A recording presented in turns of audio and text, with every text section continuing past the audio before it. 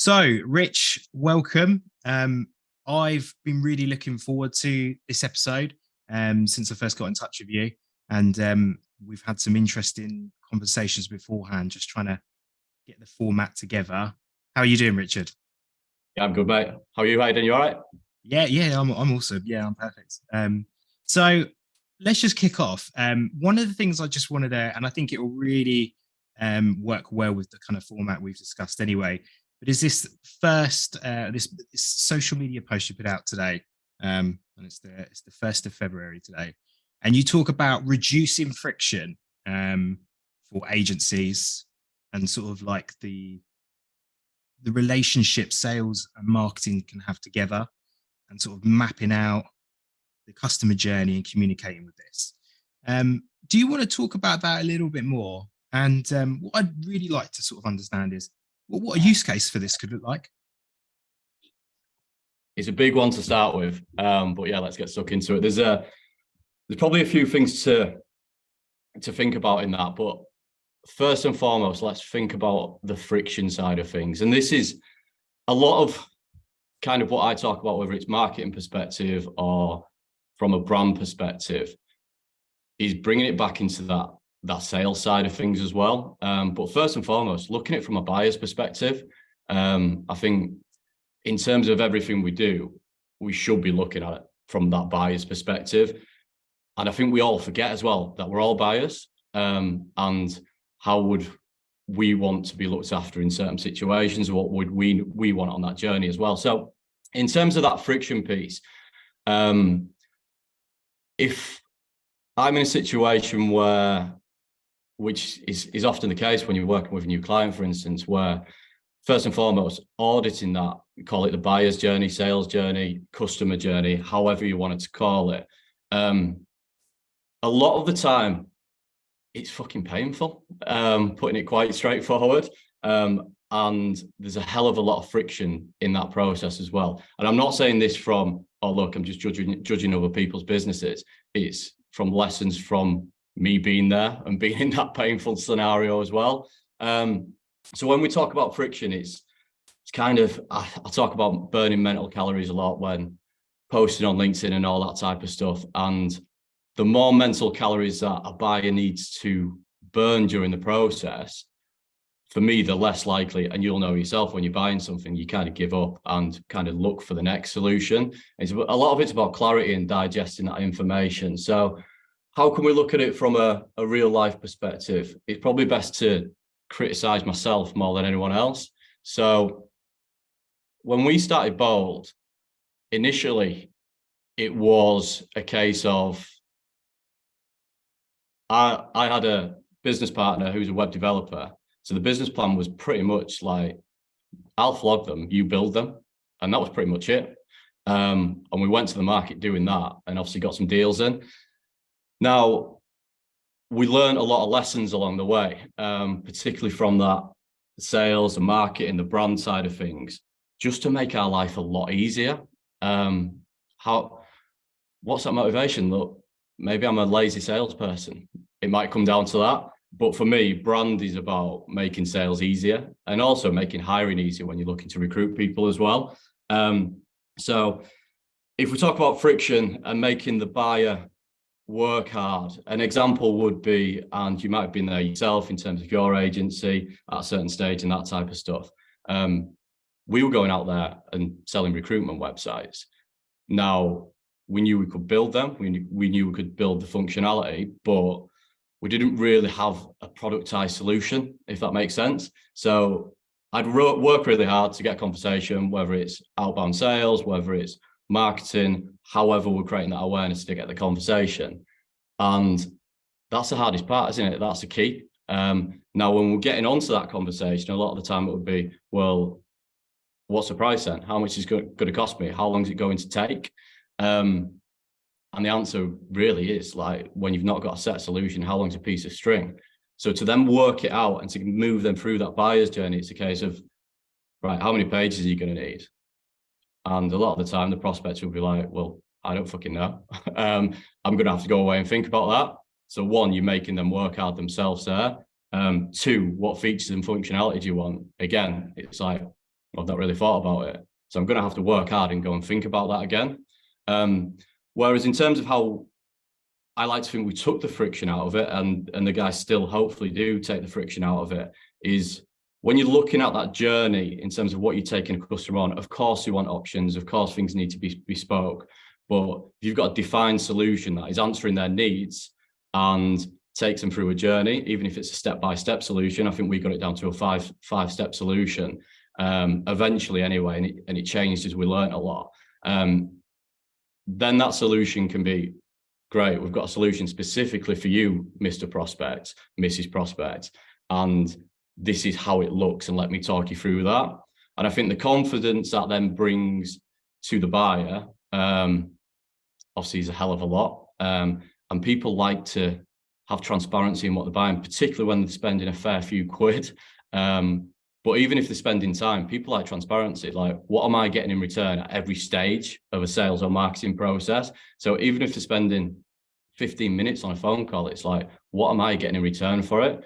So I think it's coming down to communicating that clarity a lot of the time in terms of what's in it for them and how can we get that as clear as possible and defined as possible, and hopefully then into a sophisticated model that is then replicable, it's scalable, it's deliverable as well. So no doubt we'll speak about that a little bit more as we get through the podcast. But yeah, I think a lot of the time when we're speaking about marketing, like, we're so focused on tactics and we're so focused on kind of the next like growth tactic or something that someone's peddling, you need to be doing this and all the rest of it, which is great. It's all there to build awareness for your brand.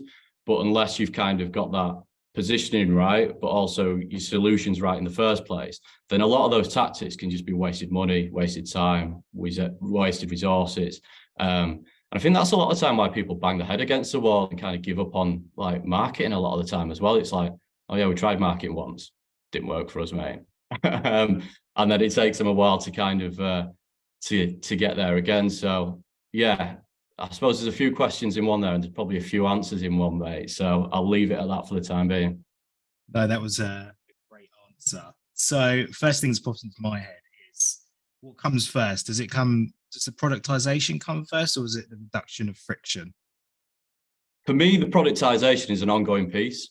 So yes, let's build solutions that are specific to our market needs. And obviously a lot of our audience is recruitment, and this can be done exactly the same. So when we look at a buyer's journey and taking them through that process, we can look at both a client and candidate journey as well, and how we're going to nudge them through that process.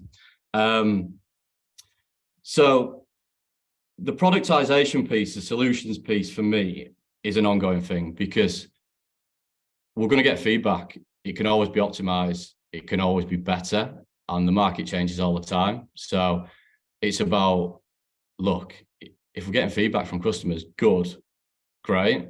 But the bad feedback is absolutely gold dust as well, because then when you're looking at your solution, it's a case of, right, great, well, let's use this. Let's keep this one customer happy, which first and foremost is the most important thing. But secondly, what can we do with this feedback to then build it into our solution to make sure it doesn't happen again? And I think that's where that replication side of things come in. And yeah, obviously it's nothing new, is it? Like the E-Myth book, all that type of stuff. It's all about systems, making sure that people can be replicated. But I think what we're touching on here is also how it's really good for marketing as well, which is no doubt something that we'll get onto as well. And remembering that from a marketing perspective, look, we're not really selling the full solution. We're selling an initial conversation. So how can we focus on that? And how can we create more conversations? We hear it time and time again from good salespeople, don't we? Like, if I get a prospect on the phone, then I know there's a bloody good chance that I'm going to get what I want out of it: a potential sale, potential client, potential taking a candidate to the market. But I think the tough thing is, particularly in this kind of where we are now as well, is that first conversation is gold dust, isn't it? It's like, since COVID, since remote working, it's not like it used to be when you're picking up the phone and if you try enough, you're definitely going to be able to get a conversation with that person. But also the benefits from a marketing perspective is that if they've agreed to that conversation, they want it with you as well. So it's a lot warmer conversation than trying to catch someone off guard as well from a cold call. So yeah, what comes first is really, for me, the brand positioning. Look, who are we selling to? What are their pain points? What are their needs? And how are we going to, one, position our business around that?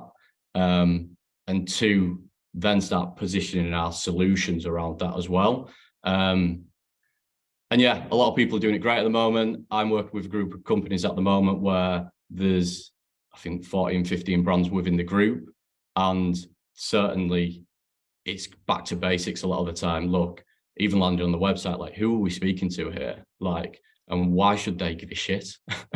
And a lot of it is kind of just generic stuff. So yeah, there's a lot of motivation. I need to do marketing, need to get stuck into it, need to put energy into it, but let's kind of rewind a little bit first and make sure that that position is right. So for me, the positioning would definitely come first, mate. Yeah, fantastic.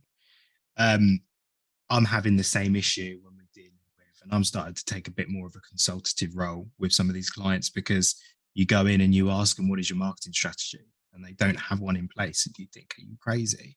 This needs to be day one, that needs to have a marketing strategy. The recent bit of data we got from the industry is 80% of companies, and there's quite a few interviewed, said that they don't have a marketing strategy in place, which is just unbelievable to hear. And it's kind of that strategic thinking that really starts the conversation and allows you to really figure out product offering, service offering, customer experience, as well as all the marketing that comes with it. Because if you don't have that, then you're just a bog standard recruiter as everyone else. So you don't become a challenger brand, do you? I think that's fairly typical, yeah. And there's obviously reasons why that's the case in the recruitment market as well. So and again, when we're looking at marketing strategy, a lot of it's just siloed away from the rest of the strategy, the business strategy, the sales strategy, the internal talent acquisition strategy, where we need to be thinking about it all, essentially. And a marketer needs to understand all of that as well. And I think the big challenge in the industry that I tend to see as well is, and it's a kind of tough one to overcome as well, is, look, most recruitment agencies start from decent billers setting up on their own, and they go to the market and they start billing well and start building a business around that, which is obviously very typical, and which is absolutely great as well. Now, once a business hits a certain size and they start realizing marketing is more of importance, and they can't just rely on their own skill set to carry on building the business, whether it's to attract more people, whether it's to start growing new markets out and all that type of stuff. Often that realization comes that we need to be doing more with the brand, and we need to be doing more with marketing. So the typical idea then, which is kind of, you can see what happens as well. Well, let's hire a marketer, but 9 times out of 10, we're not hiring an experienced marketing director because that's not within the budget at that stage. So they're probably hiring marketing execs, maybe junior marketing managers, and that's good. They're starting to get a lot more activity out there, and they're certainly focusing on what I'd consider the awareness stage. But is it getting results? It will be getting some results, don't get me wrong, but is it working as well as it could be? And that's where we need to start thinking about that bigger picture, like, how is this linking into the sales strategy? How is it integrated into what we're doing from the sales side of the business? And all of the business strategies, essentially, in those business objectives. And I think that's hard for kind of a junior marketer to initially get their head around if they've not had exposure to that. And I'm not saying it can't be learned, because it can, and I've seen it learned, but it's allowing the marketing team to sit on that top table, to be having those conversations, to be involved in the business strategy, to be involved very closely with the sales team, so they can start getting a lot more of an understanding of it, so we can start building plans and strategies that work for everyone. Otherwise, you just become order takers, and you see it so many times that a firm might have 1 marketer, 2 marketers, and they're just order takers to post some stuff on social without much strategy behind it, do some graphics, do some brochures, run the odd campaign. but they're not taking the lead on it, if that makes sense. And really looking at, right, how can we make sure this is hitting our business objectives as well? So I think that's fairly typical with most recruitment agencies, exec search firms, most small B2B businesses and service businesses as a whole, to be honest. And it's about having that realization, then what are we going to do about it, essentially? And there's some firms out there where the founders are very marketing savvy and very brand savvy, and that's great because they can provide that leadership to those people. However, when that's not the case, because the kind of absolute recruitment geniuses and they've not had much exposure to themselves from a marketing perspective as a founder, then that's where the challenge comes in. And it's either a case of that founder really learning the fundamentals of marketing themselves and brand strategy and the rest of stuff, or looking at resource that can kind of fill that gap a little bit to take those people on that journey, really. So you can see why it's the case a lot of the time. And don't get me wrong, I think over the last few years, there's been an incredible shift, particularly in the UK recruitment market, where you can see that firms are getting a lot more marketing savvy, which is great. But yeah, with a lot of firms, no doubt, there's still a lot of that work to do to make sure it's all kind of working fluidly and integrated together as well.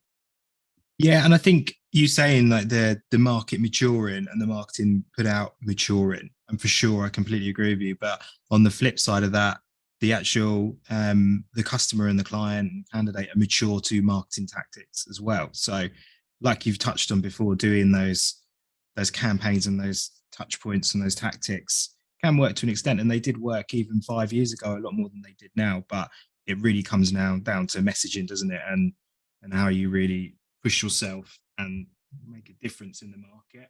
And I think I love that discussion on leveling up, because that's the whole part of what we're doing here with the podcast, is trying to level up our listeners. And it definitely is that mindset shift, isn't it? Not only be given the opportunity to sit at the table, but also have that CEO mindset to be able to think, no, what's best for the business? How can we affect the business objectives through marketing, rather than just everyone's talking about TikTok, let's go and make a load of TikTok videos jumping around the office. It's just actually finding what works. So I love that. Absolutely love that. So one of the big things that I think is a huge challenge at the moment, and you can tell me to shut up and you've never seen that before, but I don't think you will, is there seems to be a huge chasm. I like the term chasm because it reminds me of the Grand Canyon, because it feels that big, between sales and marketing, especially in recruitment agencies. Do you feel like that's going on right now, that there's a huge disconnect between the two teams? I think from a function perspective, job title perspective, probably yes, in a lot of cases from what I've seen. As in a lot of the time, like marketing is sat with like the ops team or the finance team. And for me, that it's just fucking crazy a lot of the time. But I think in terms of what marketing and sales is, and recruitment, when we're speaking specifically about recruitment, it's a lot closer, because a recruiter's wearing a lot of hats nowadays, compared to going back 10 years ago, 15 years ago. And yeah, they're doing a lot of social marketing themselves, a lot of, look, how we're going to define marketing, the difference between marketing and sales here, because I often feel that the same function, we've got the same objectives. But if we were to split the two up, I think Paul Rawson wrote a post on it the other day, which I thought was a good way of describing it. Is often marketing is writing and typing, and selling is speaking. But they've kind of both got the same objective. Look, they're both revenue generators. Now, if you look at the role of a recruitment consultant, years ago, obviously we just used to absolutely hammer the phone and it was all talking. But it's not that easy just to do that anymore. So a lot of it comes down to that typing thing. So if we're considering that as marketing, the emails we're sending out, the LinkedIn outreach we're making, the social media posts, then a recruiter is firmly wearing a marketing hat as well. So then to have marketing sat siloed with the ops and finance team is absolutely crazy, because it should be one and the same. And certainly working very closely with each other to make sure we're hitting the objectives together as well. And I think first and foremost is it's kind of looking, again, coming back to that buyer's journey, whether we're looking to get more candidates, break a new market and get more clients, attract more people to come to interview for the business, to grow the teams. Let's break down that journey from not having a fucking clue who we are to saying yes. I either want to sign terms with you, or I want to go to the market with interviews with you, or I want to come and speak to you about potential opportunities at your firm. So how do we break that down into a journey? And then how can we achieve that together and support each other? Because without marketing speaking to sales and sales speaking to marketing, it's just not going to work, because that journey is going to, well, does cross over together in so many places. So yeah, I think in answer to your question, unfortunately, sometimes they are sitting in silo a little bit. But I think to move forward, and again, a lot of great firms are doing that, it's looking at that sales and marketing function together. And I think how I used to try and a lot of it's confidence in your position as well. So I'll probably keep going back to positioning and that brand position, but get that brand position right, start building that trust up in the marketplace, get your solutions right. Then I used to try to drill home to our sales guys, look, we're not fucking selling here. We're helping people buy. Like, we've got that much confidence in our product, in our positioning, in our service levels, in our solution, that we should feel as salespeople that this is the very best choice for them.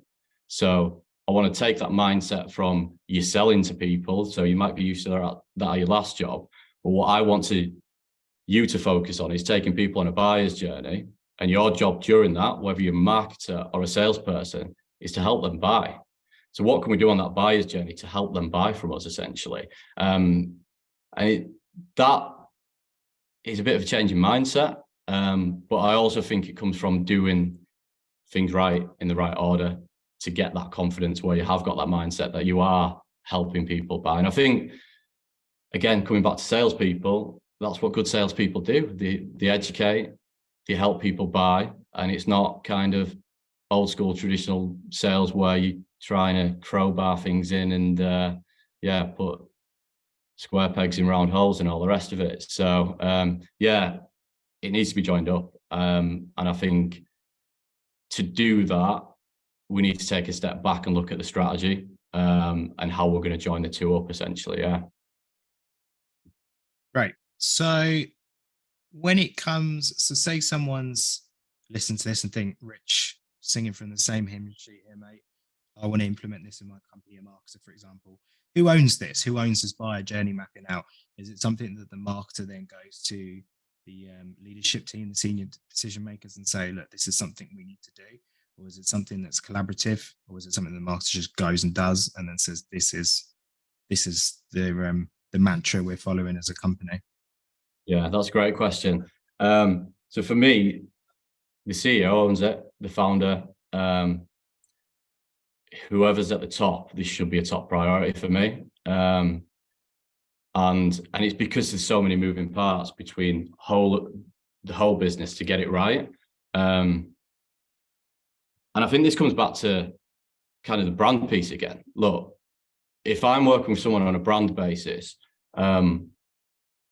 I won't, how can I say this without it coming across wrong? I want to be dealing with the CEO and founder because it's important. And when we're looking at a brand and how we're going to shape that brand and position the brand, the strategies that we're implementing prior to us taking it to the market should be affecting operational side of the business as well, and how the business runs. So marketing can't go out there and create a product and a solution, because that is the product and solution of the business. And this is where, from a brand perspective, for me, it's all encompassing, from everything from marketing, take it to the market 100%, but from how the business runs, the style in which we do business, the way that we look after our customers, because we can do all this great marketing work, don't get me wrong, and we can put lipstick on a pig and make it look pretty. We can say we're the best firm in the world. We can position ourselves for our target market. But let's say someone interacts with that business and starts dealing with them and the crap. or the service levels are poor, or they don't feel that they're being looked after, then what's the point? Like, what is the point in doing it? Or if the solution isn't right for them, then what's the point? So yeah, a lot of people can bang the drum in terms of, look, what you hear all the time, like, we care about our candidates and that's our differentiation. But if you're dropping that, if you're falling over at the first hurdle, then it's completely wasted. And I know it's the old marketing cliche and sales cliche, and we hear it a lot. But a lot of it comes down back to that kind of know, like, trust scale. So if we look at know, like, trust, and we start at 0%, and the max you can get is 100%, how are we shifting those dials to get more people to know, like, and trust us? So if your marketing's doing a great job and it's like, oh yeah, I'm aware of this person now, I trust them a bit more because I like the content, and I like them because I like the way that they're posting, that might start generating a conversation. But when they have that conversation and it's not how they perceived it was going to be, then it's falling at the first hurdle anyway. So we're talking about longevity here and building things for the long term. So who does it fall with? It's the very top of the top table, because it's a strategy that needs to be thought about from a completely holistic perspective. Once we've got that and we've decided how we're going to go to the market, then great, marketing, let's go and have a load of fun with it, and let's make sure we can communicate it effectively to the marketplace. When it comes to looking at the whole journey, a lot of decisions need to be made, and that book's going to stop with the founder, with the CEO, essentially. Yeah, perfect. I'd agree, because really you should be getting to the point, if you're employing a whole marketing function within your business and you need to scale up that way, then you need to be working on the business and getting obsessed with this stuff rather than billing yourself. So I think that's that change, isn't it, for directors to move over to that sort of side of thinking for their business to help it grow. Is that something that you feel like you ended up doing with Bold towards the end, taking that shift? Probably from the start, to be honest. So again, coming back to the business plan was, I'll flog them, you build them, which probably isn't the most sophisticated business plan I've ever heard in my life. But it's thinking about these things as a journey, as we went on that journey. So then as we were building a sales team, marketing team, delivery team, development team, project management, all the rest of it, that was kind of my baby, the kind of brand side of things. And also coming back to what I'm talking about in terms of how are we doing every interaction? Like, people say don't sweat the small stuff, but for me, it's about really sweating the small stuff and making sure that every single touch point that we've got, we can set a good example and do a good job. And look, it's business. We're not perfect. A lot of time we drop the ball. A lot of time things didn't go to plan. But then it's about learning from it and building on that as well. So yeah, it's just having that holistic view. And I think reputation is everything. And that's what it boils down to. You can have a reputation from someone who's never dealt with you or bought your product because they might like some of your marketing or heard about you on the marketplace. And then you've got a reputation from your customers, who are the ones actually dealing with you every day. And then you've got a reputation from the people who work from you as well. And I think it boils down to reputation and playing the long game rather than the short game. And particularly, like, in the market we were working in and Bold are still working in, it's like recruitment's so incestual.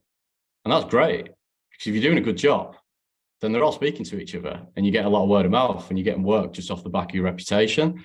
Everyone knows everyone somewhere along the path. Like, we have a conversation, we'll have mutual clients or people that we know. And I think it's very rare I'll speak to a recruitment founder where we kind of haven't got like mutual people we know, even down as mutual friends. So in that market specifically, and in any market, if we're a niche provider, then reputation is everything. And I think we had such a focus on that from day one, knowing that, if that makes sense, because it's such a double-edged sword. Lose that reputation and give it 12 months, you're probably out of business. keep that reputation, and things are going to snowball and keep getting better. So yeah, I know we're speaking about marketing a lot here, but it all kind of comes back to that. And I think when we're looking at brand, like how I define brand is quite simple.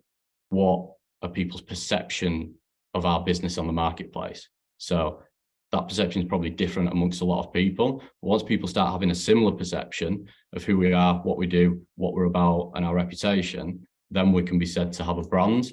Now that might quite sound fairly simple, but then if we try and define what branding is,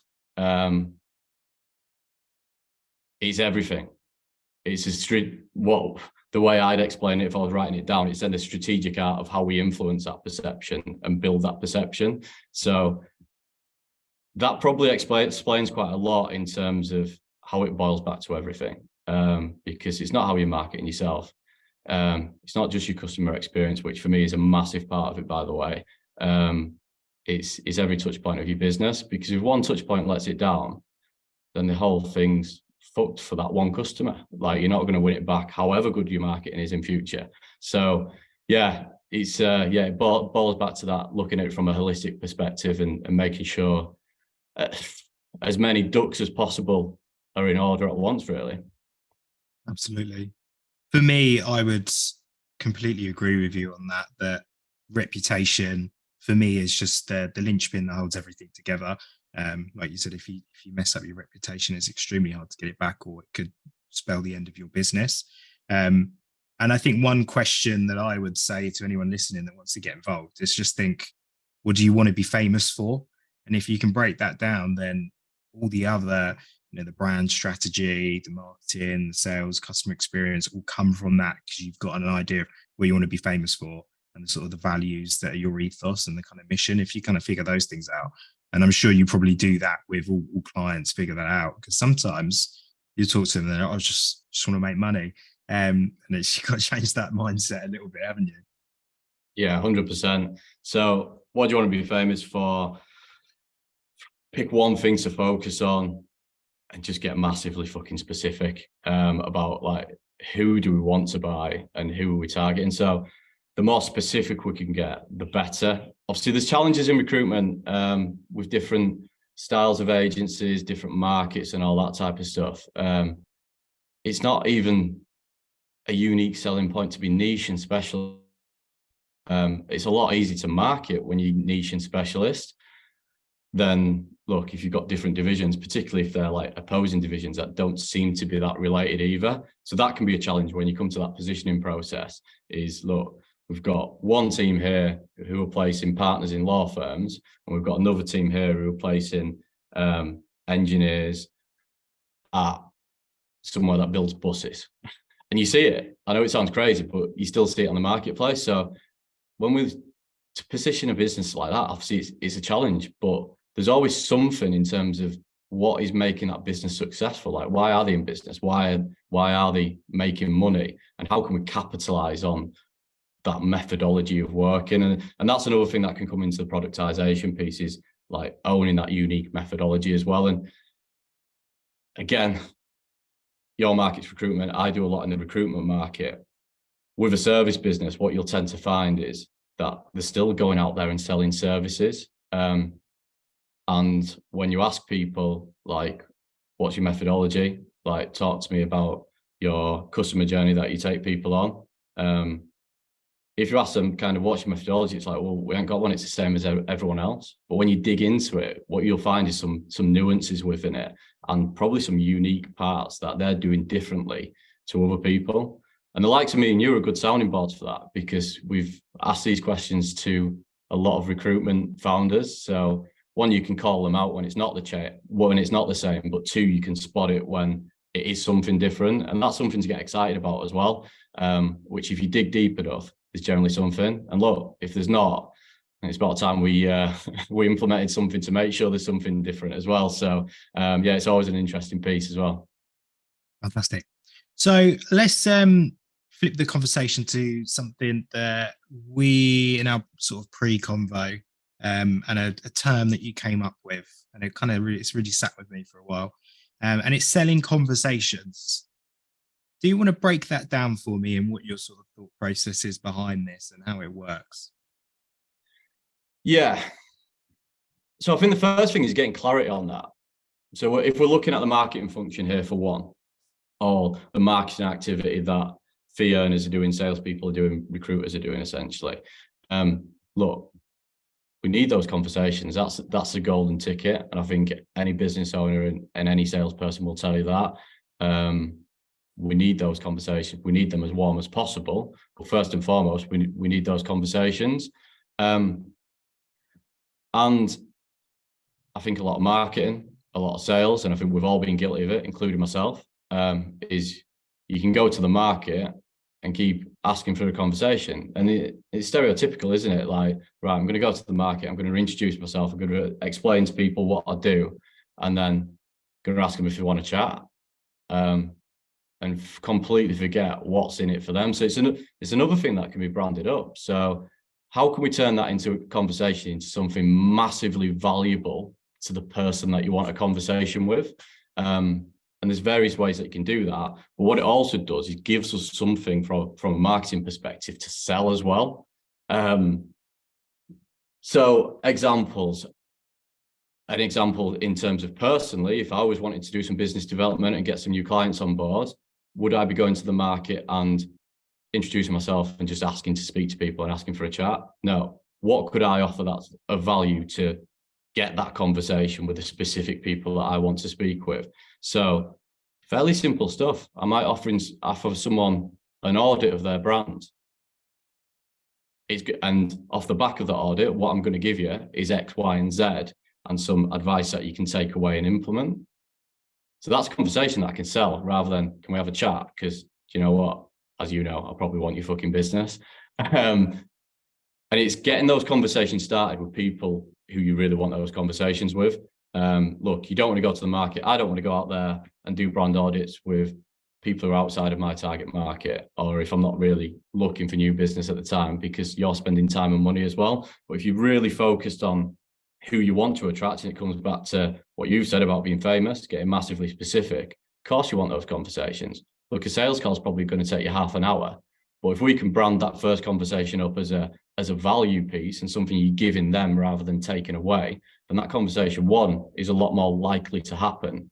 And two, you're getting that opportunity for that one-on-one time. You're getting that opportunity to build the rapport and all the rest of it from that you want to do from a sales perspective. And again, if we kind of reel it back to what we want to do in a sales call, what we're looking to do, we're looking to build rapport, and we're looking to come back to the know, like, trust, get people to know, like, trust us, and build that credibility up. So what a great opportunity to do something like that. And again, that can be systemized. It might sound like hard work at first, but once you've got the system in place for it, you know what questions you're asking, you know what you're doing, again, that's easy. So that'd be an example from my perspective. If you said to me tomorrow, right, Rich, you skin, you need to go out there, win, no one knows who you are, you need to go out there and win some business, that would be an approach. But also would be an approach if I was in a position again now that I was looking to build a bigger business rather than a fairly lean consultancy and working as I am essentially. Now, how can we put that from a recruitment perspective?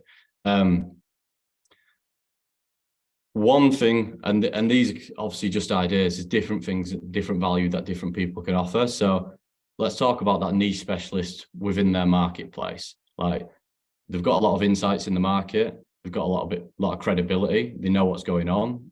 From a client perspective, they should be speaking to the talent in the marketplace a lot. So instead of saying, Mr. and Mrs. Client, I want to have a chat with you, and they know full well it's about, can I come and recruit for you because I want some fees off you? How can we reposition that into something that you can give to your marketing team and sell again? So it might be recruitment health check and market insight session. So look, this is going to be really valuable because I'm going to give you tips on how to position yourself as an employer at the moment. I'm going to give you tips on, I recruit for a lot of firms in this marketplace. I'm going to tell you who's doing great, who's doing not great, who's attracting the best talent and why, and also let you know about a load of insights that's going on in our specific market at the moment. So something like that could be packaged up. So whatever you name it, whatever you call it, do as you wish. Strategy session, consultation session, you're probably going to want to make it a little bit more marketable than that. But what value can that first conversation bring? And how can we package that up? So then marketing and sales are working together. So marketing have actually got something to sell, which is that conversation that we come back to as well. So they're not going out there and just doing a load of social media posts, loads of awareness posts. It's breaking it down to start fitting that into that buyer's journey again and starting taking people through that process. And I think it can be done on the client side, on the candidate side of things. And then for the first objection I'd get with that is, well, I don't want to be kind of like giving free advice to candidates who I can't place all the time. Well, that's fine. Like when we're marketing, this should be targeted. People should be requesting these conversations with you. So then it's up to you to pre-screen them, to book in that session, or to hopefully feed back to them that, they're potentially not right for what you specialize in and you can't add value to them. That's fine. But it's getting, again, coming back to what you get, knowing who you're selling to and being super specific about that. So then that value you're adding is obviously more valuable in the first place, but then you know your target market, so they should be valuable. Like the candidates who you're working with should be placeable. The clients that you're working with should meet your criteria for the type of clients that you want to get on board as well. So you can break that down and bring it into the sales process as well. And I think what it gives as well, particularly when we're looking at getting a marketing function up and running for a recruitment agency who have maybe not been doing so much, the example that you gave earlier, it's looking at a simple process. Look, we're not going to come in, create a huge, complicated marketing and sales process because we've just started and we're just doing it. So let's just break it down into simple sections. So one way you could look at it is kind of like a 3-stage process. One, awareness. Like, let's get people to know, like, and trust us. We can use various marketing tactics to get that out there: podcasts, social media, email marketing, however you want to do that. But then 2, we're expecting people to go from awareness to, okay, I'll put my hand in my pocket, or I'll spend time with you, and nothing in between. So what can we bridge that gap with? So 1, awareness. 2, how can we gather that interest? And at that stage, build that rapport, build that credibility. And then the 3rd stage is straight into the sales process, because I'd like to think if you've added enough value on that 2nd stage, the next question will hopefully be from a candidate or client, well, how can you help me then?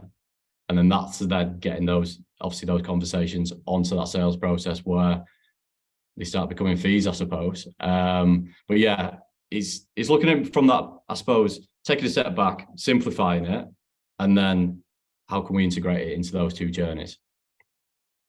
Bit. And I think some recruitment agencies, so just indulge me for a minute because we do something very similar. It's like taking inspiration off the agencies that have successfully got some kind of RPO retained service going on and they've productized that. I think breaking that down and what you kind of offer, it could just be contingent, but being able to actually market that properly.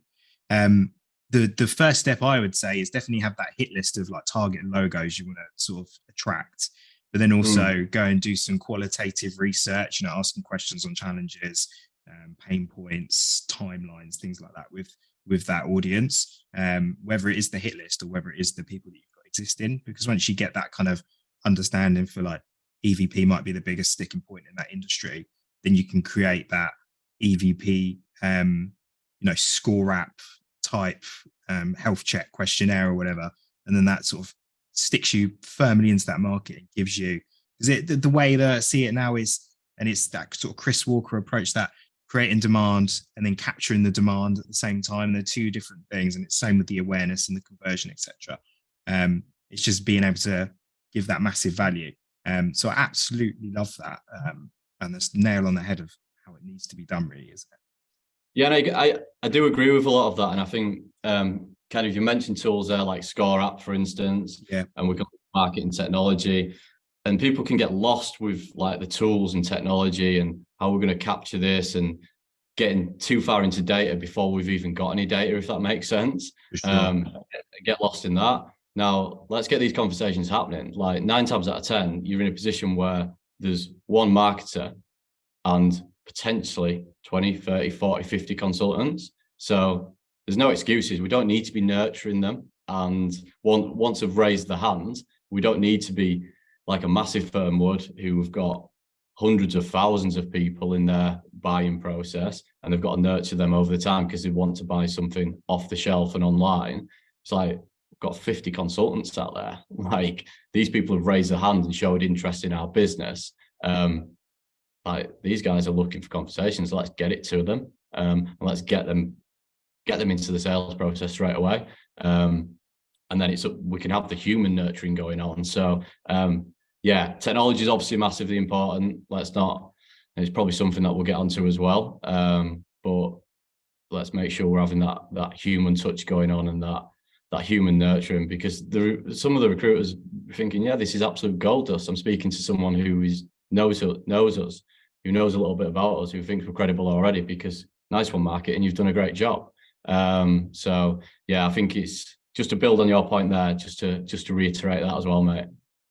Yeah, and I think a lot of people look over the research aspect of it, the insight you can get out of doing these kind of health check and reports, and actually sometimes they'll be sitting on a mountain of data and conversations, and it gives them real insight into engaging content for future demand generation, but also like you've touched on before, improving that product offering. So really cool, and I think that's probably one of the most important, I wouldn't say tactics, one of the foundational sort of marketing strategies you need in place, really.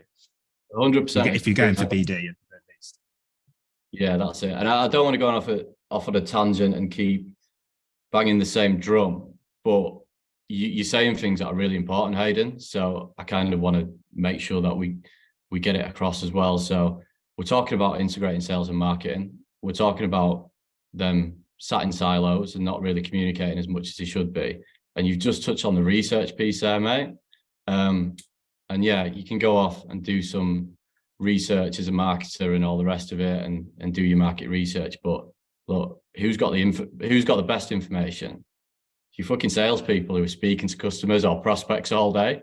The ones who are getting rejected all day, the ones who are getting objections all day, like, they're the ones with the gold dust.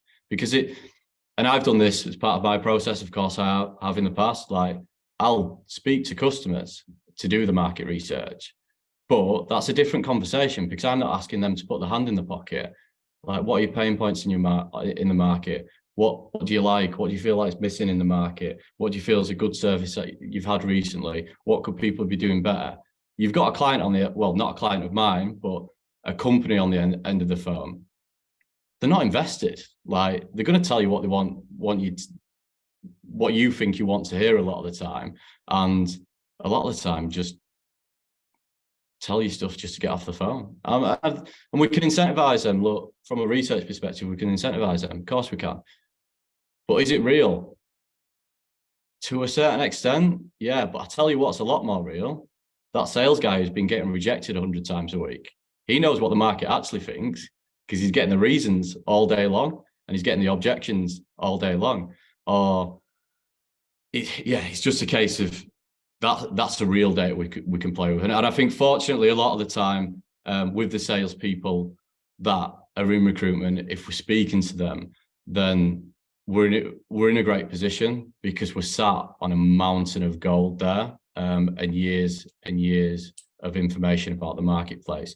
And if we get that information right, it's a dream come true from a marketer's perspective, because we know what questions we need to be answering out there then, and we know what education pieces we need to be putting out, to make sure that us as a business do things differently. Because a lot of them objections are driven from assumptions, and it might be past experience of dealing with recruitment agencies, for instance. So I think another good exercise just on that point as well, I was talking about the other day to a client, is, I think it's Chris Voss, the negotiation book, the FBI guy, and it's called an accusations audit, in terms of just getting out there all of those preconceived ideas and objections that the marketplace is telling you, and how can we communicate to answer those questions to hopefully put their mind at rest that we're going to do something differently. Call them the elephants in the room, whatever you want to call them, but it's a good starting point in terms of like marketing content and questions to be answering to the audience anyway. Yeah, absolutely, love that. So I'm looking at the time here, and we're starting to get up to the end of our sort of preconceived time. But I feel like there's probably another further conversations, episodes to have on here.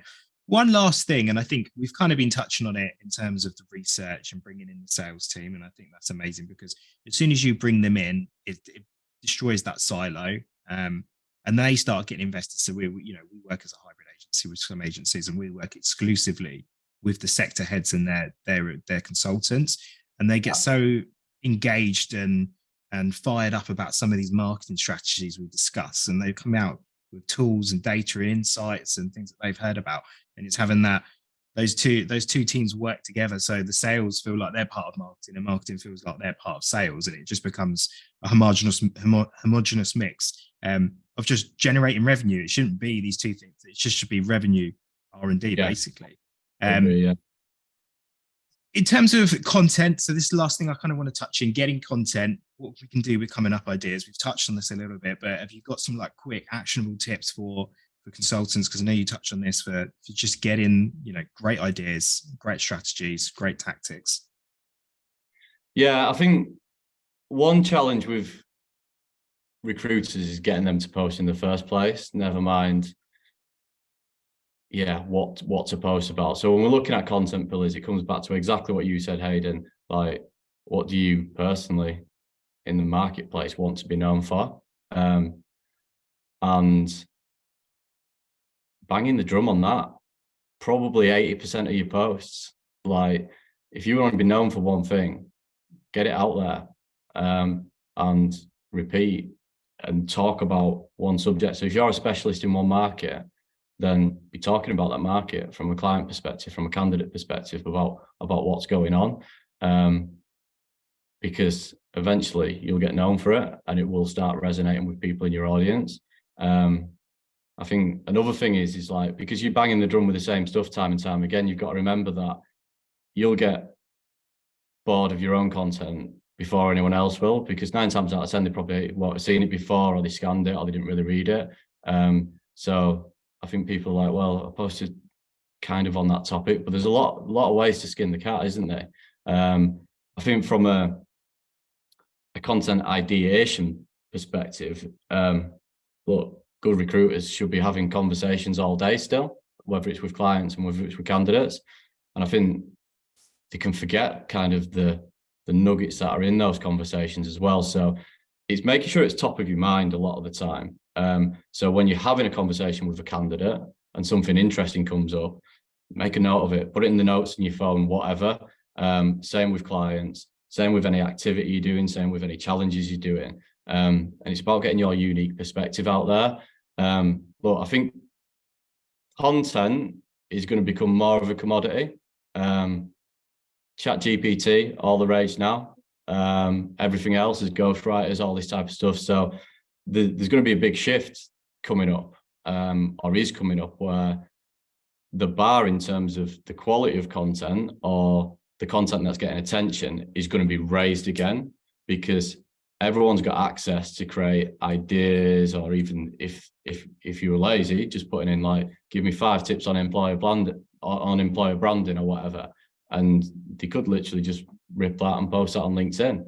It's better than doing nothing. But is that going to stand out in the marketplace? It might do at the moment, but it's not going to be for long when everyone's doing it. So it's about adding those kind of unique perspectives, those unique opinions, and that's going to come from what your day job is and what your experience is and things that you know from the past and what's happening at present. So it's an education piece, and I think this is where marketing comes into it.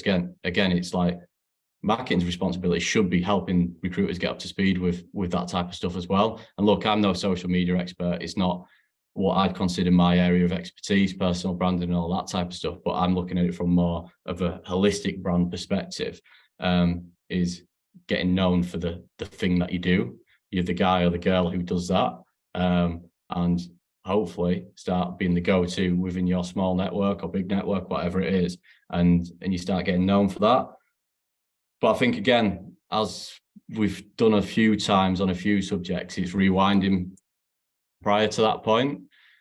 Still working with a lot of recruitment agencies, particularly kind of like you guys, a lot of the time they're billing well, sometimes not billing so well, but they've sometimes been around the block, and it's like, I'm not posting on LinkedIn. And it's kind of like, whether it's an ego thing, whether it's a self-confidence thing, whatever it is, it's like they might not use social media a lot in the personal life. So it's like it's just sometimes not comfortable, or they don't want the team, the girls, the guys from the last place he worked to take piss out of them because all of a sudden they're posting on LinkedIn and all the rest of it. And there's all these things that stop people from posting, and a lot of it comes down to imposter syndrome, isn't it? One way I got my team to start posting more on LinkedIn was, look, are you on LinkedIn to kind of find your future husband or wife? Are you on there to make friends, or are you on there to make money? And I think from a sales perspective and a recruitment perspective, I think explaining that alone, the penny can drop. It's like, yeah, fuck that. I don't care what they're saying. It's gonna affect my back pocket. And then it's building out the quality content. The first step is getting them posting. Then how can we build out the quality content? Then how is that then linked into the rest of the marketing funnel? And how are we getting them to go to the next stage of the buyer's journey? So it's baby steps, isn't it? But it's, yeah, rewind to the start and work your way through it, and hopefully start making some progress anyway. Yeah, love it. I think one of the things to get the consultants to do personal branding is to pick out, and we've seen it work a few times, pick out champions that are into it, that this comes easy to them, and then, hold them up on a pedestal and say, look, these guys are smashing it. They're bidding loads. Social selling is absolutely killing it for them. And then also you've kind of got the optimization. My dog is barking. Shush. The optimization of the profiles, and you've got the call to action, what's our sort of research generating health check tool embedded with it. So, and it's kind of getting that like mix. And I think the one thing that I always come back to is everything's connected. There needs to be a connection between everything you're doing. And if it's all disconnected, then there's just going to be major flaws or failures and things, initiatives just getting dropped left, right, and center. And it's having that strategy. We've covered quite a lot, and that's hard when you've not done it before, because you don't know where you're dropping the ball, and one thing can affect the rest of it. Down to, I've been working with a firm in the US at the moment, and trying to put in a solid strategy in place, and we're missing one thing, and they didn't realize the importance of it, but it was the one thing that where the leads were converting essentially. So we started to do everything. It's like, well, why haven't we done this bit? And that's kind of where the leads are coming from. So yeah, everything. It's like, well, one piece of the puzzle can, sweating the small stuff, isn't it? It's sweating the small stuff and getting it right. But it is a challenge. Look, if you've not done it before, then it's a learning curve. I was on that process. Look, from starting bold, I was, admit that I pretty much knew nothing, and it's kind of just rolling with the punches and learning it. And I wish that maybe I was one of these people that could either afford, because I couldn't at the time, or had someone to kind of lean on who'd been there before and done it, who can start putting that puzzle together a little bit better. But a lot of it comes down to getting the basics right. So it's a case of, look, how can we position the business properly? How can we set up a simple marketing plan that is specific to the journey that our clients and candidates go on, or whatever buyers that you've got go on, and reverse engineering it all around that essentially. But without zooming out, it's hard to then do the fundamentals as well. Real advice. Thank you, Rich. Like, top class stuff that you're talking about here, and it's just foundational. It just needs to be implemented and thought about. Just a few final questions before we wrap up. Just some quick fire stuff. Firstly, the future. What do you think the future holds for the recruitment industry? We talked about ChatGPT. By the way, I just want to put it out there. I know I see on the LinkedIn, on the feed, if you, not you specifically, just an individual, I know if you've written something through ChatGPT, it's so obvious, and I'm seeing more and more of it over time. And anyway, cream rises to the top. Yeah, and I think that's the future. People are worried about that type of stuff, like AI and all the rest of it. Look, we've been through a fair few technology revolutions. Probably, like, not us personally, but speak to people who are a little bit longer in the tooth than us, and look, they're still here. And it's about how can we leverage it rather than being scared of it. And I'm not just speaking about recruiters here. Look, I've seen particularly copywriters, as you can imagine, being probably having a bit of a panic about where AI is going with copy that it can create. And don't get me wrong, some of it's great, even applying tone of voices and stuff like that. So that's where the average bar is going to be, is what can that spit out? Now, how do we take it above that bar? And that's just always been the case, isn't it? Like, whether we're in business, whether it's marketing, it's like average isn't good enough. Everyone else can do average. So we need to be thinking, how can we leverage what we've got? And there's going to be a massive role for AI to play, not just in marketing and content creation, obviously every aspect of the recruitment process, but staying ahead of that curve. And I'd seen something the other day, I don't know who posted it, but I absolutely loved it. And I think it was more for like creatives and stuff like that. It's like, look, take yourself away from being the executor and the technician who's doing the work. Your job now is to be the creative director of AI and get the most out of it and better results than anyone else. And that could be said for the recruitment industry as well. But one thing I will say, look, in recruitment, however much these disruptive technology providers out there try and claim, we're going to know, like, and trust people more than we are machines. And I think it's pretty hard to build rapport with a machine. So I don't think you can take people out of the recruitment process because it's so people orientated. So yeah, are we going to leverage it? 100%. But let's make sure that from a people perspective, we're sticking to that old school stuff that we all love. And that's building relationships. It's building communities, being part of a community, having that credibility, having that conversations, because I don't care whether it's personal life or work life. Look, we're humans and we like human interaction, don't we? So let's not fear it, and let's leverage it and see where it takes us. Love it. So quick fire questions, Rich, and then I'll let you go and do some more important work. So I'll let the artist back. Yeah, absolutely. So what's your favorite pizza topping? Pizza topping. Nothing too obscure here, mate.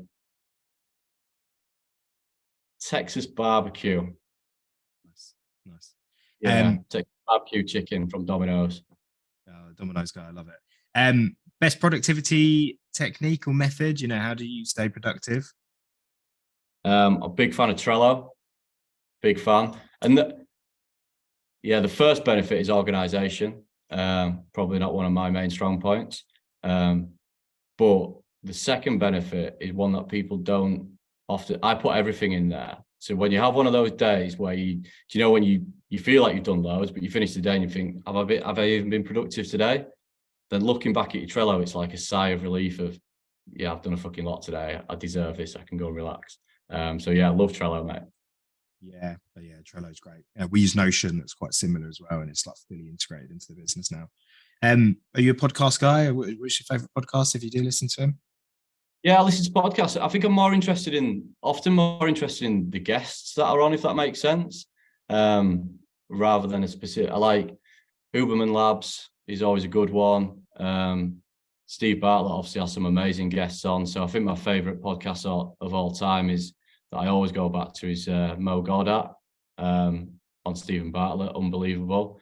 I just need to get past that point. Look, I like Stephen Bartlett, love his content. Just need to get past that point where it's I hope nobody's listening, which is always like grated on me a little bit. But apart from that, unbelievable. Joe Rogan stuff, again, depending what guests on. Not a massive like UFC fan or anything, but some of his other guests are great. So bit of a mix, mate. Love it. Yeah, I've started listening to the Rich Roll podcast, and he's got some really good creative guests on there. Just had Seth Godin recently. That was really good. Really? Yeah, I might have to give that a go. I've seen it and I've probably listened to a few over the years, but I'll give it a go, mate. Nice. And what company does marketing the best in your eyes in the market? Could be anyone. Could be anyone. That's a good question. So I think in terms of, I'd rather give an example of someone of maybe a market or firm that's not so obvious, to kind of prove that it can work in traditionally boring industries as well. Better than saying Nike or something. Yeah. So a couple of examples then, which I've used in the past. So there's a firm in the mortgage industry, which is obviously traditionally very, very boring, called Habito. The way that they're positioned, the way that they market themselves, the way that they communicate with their audience, the way, again, that they've productized their offering, is absolutely great. I used to prefer it. It used to be a little bit more aggressive on the pain points, and it's a little bit more fluffy now, but it's still very, very good. And then another one, because it probably, I am the target market, is, have you seen Tom Life Insurance? Yeah, yeah. So Tom Life Insurance for dads, like the way that they speak, like when you say you want to be famous for one thing, you want to be specific, like it's just great. It might be my sense of humor. It might just be the way that I am. But when I first saw that, I think it's a great case study, an example of being very defined in terms of who you're speaking to, and yeah, making sure you're getting eyeballs on that, because I think most blokes and all that type of stuff, insurance is not the top of your list. It might be for some people, it certainly isn't for me. But yeah, that definitely spoke to me. So Tom Life Insurance, Habito, I think are great examples and case studies of traditionally boring industries doing pretty well with the market in any way. Yeah, I love those guys. Really cool. And nice illustrations as well, if I remember rightly. And like the look of it is good as well. So the brand goes with it. Tone of voice, the look of it, the message, the illustrations, the whole lot. And it comes back to that consistency piece as well. So yeah. And you're probably going to say home because you're a northerner, but if you could live anywhere else in the world, where would it be? Yeah, you're right, by the way. Right, by the way. So I did have a little place in Spain that I sold last year. So obviously not there. Good question. I'll say away from Leeds, because I live in Leeds and I love it. I love the place that I live. Probably the lakes, if I'm honest. Like, you're probably looking for something a bit more exotic, but yeah, the lakes. Like, I like the seasons. I like the UK seasons. I like the chains that we go through and all the rest of it. So yeah, I'm not going to slight the UK. I like it. If I were going further afield, probably California. Nice. Yeah. Yeah. Solid choice. Perfect. Well, thank you so much, Rich. I feel like there was a million other things we could have talked about.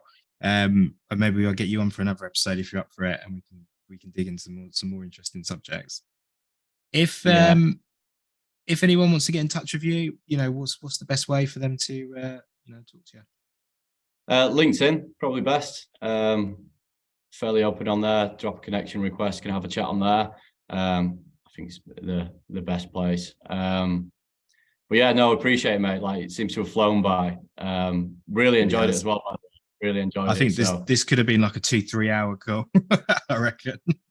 Carry on, can we get more out there? But yeah, no, really grateful, mate. Like, thanks for inviting me on. And I know you've been at me for a while, so I'm glad you've been resilient, because I've enjoyed it. I felt like I could get to the point where I was kind of, I was best to describe it. Yeah, just scared away from it. It's like, come on, let's just do it. Let's crack on. Make time for it. I'm glad you did. Yeah, thank you so much. Really appreciate it, mate. Thank you. Legend. Cheers, Aidan.